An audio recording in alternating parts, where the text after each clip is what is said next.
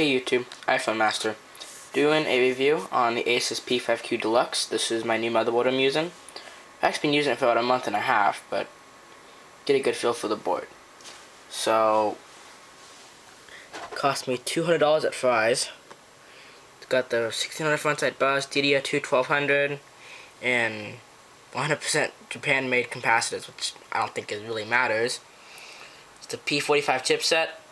It's Core 2 Quad, Core 2 Duo. I'm using a Core 2 Quad in mine, but just a quick show you what's in the box. Cables. 2, 4, 6, 8, 9, 10, 11, 12. Well, it comes with 12 SATA cables, and it comes with 3 of these,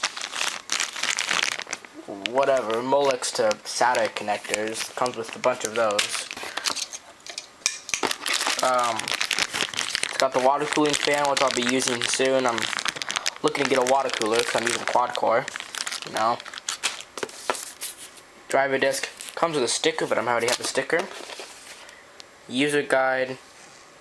And the Q connectors, which connect to the motherboard in an easy fashion. And the motherboard comes in there, but I'm already using the motherboard over there. There's the motherboard. It's in there. I can't really see it, but yeah, it's in there. It's stock cooling right now. I'm looking to get a water cooler. Got 4 gigs of DDR2. 800 megahertz. I got a fucking shitty ATI Radeon. Looking to replace that soon. Don't need it.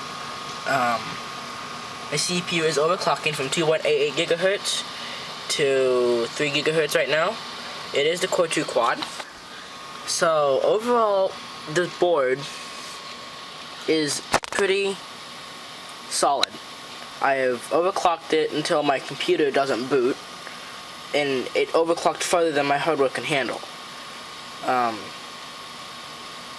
running it with 2 500 gigabyte hard drives, 2 CD drives, and 4 gigs of RAM and all that stuff. I have ran 3D Mark Vantage on it, and the CPU and everything got good scores. I don't know what, because I don't have it up on my screen right now. The video card's shit because it's ATI. No one needs ATI. Throwing a review of the processor, I guess. The processor is 12 megabits catch, a 1600 megahertz or 1333 megahertz frontside bus. It's Core 2 Quad. The board is really solid. Like I said earlier, the board doesn't have very many flaws. It does have an issue if you want to run, like, you know, the Mac OS, you know, patched versions for PCs. It has issues with that, but there's a way to get past it. I run it on my computer, except I'm in Vista right now.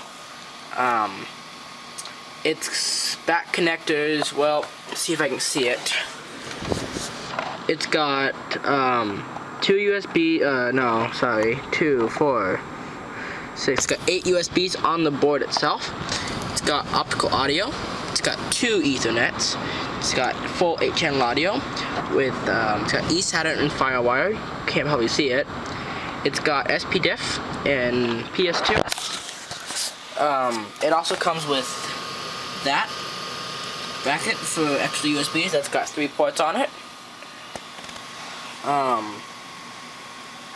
It's got the onboard power buttons and reset switch to reset your CMOS if you overclock too far, which is really useful for me.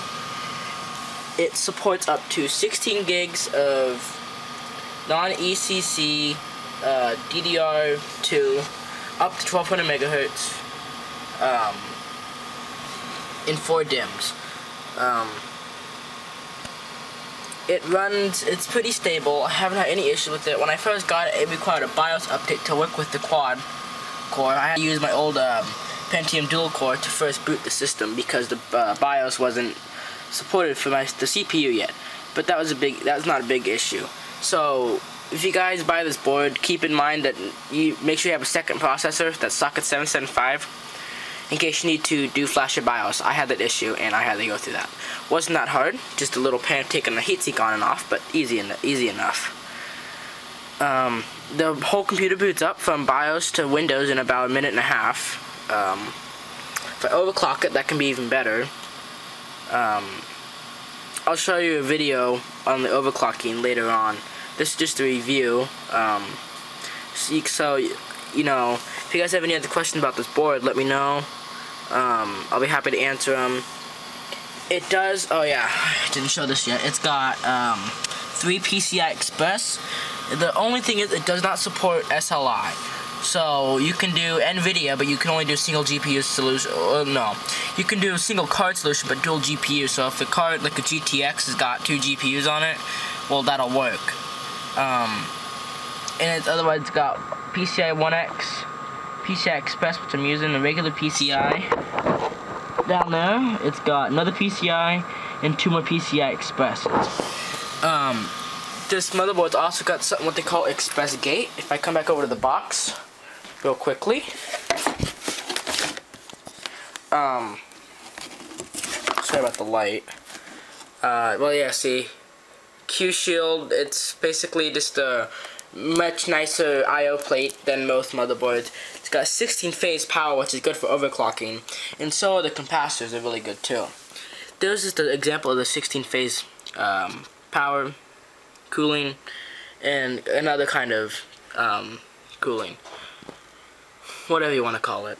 I'm tired, so this video might not be very exciting, but just deal with it. And the quality. Asus rates this board good for productivity, internet, games, and server because it's got dual Ethernet. So that's a big plus if you want to like do a Ustream. I've done Ustream on here before and it's awesome. I can't tell you how good Ustream is on this computer. It's really fast. I'm Comcast high speed and it's almost perfect. AI2 audio, it does support 8-channel like I said. I'm using it with 5-channel right now because I have 2 speakers there. And I have 3 speakers up there, and I have a subwoofer on the floor, if you guys can see that.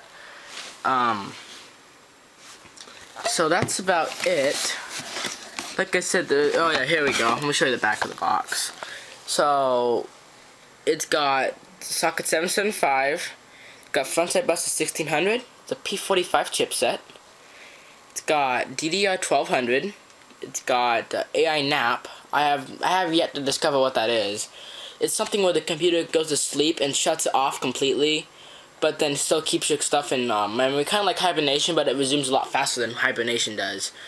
It's got SATA. Like I said, it's got 12 SATA boards on board. Supports RAID 0, 1, and 5, I think. FireWire, USB 2.0, eSATA, AI Direct Link. That basically lets you direct link to any other computer in the house, as long as you're running the host application that Asus has developed for non-Asus boards.